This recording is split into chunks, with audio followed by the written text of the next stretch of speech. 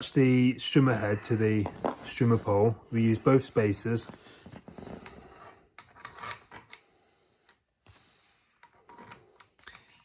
Use an Allen key or a screwdriver just to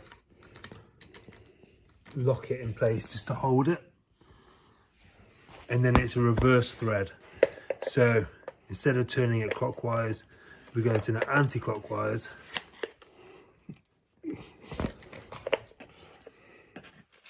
Come on, Steve. Oh, what? That's it. We're in. We'll do it again. It's all right.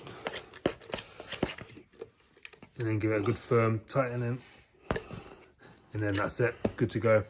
To remove it, we just reverse. Find that location hole.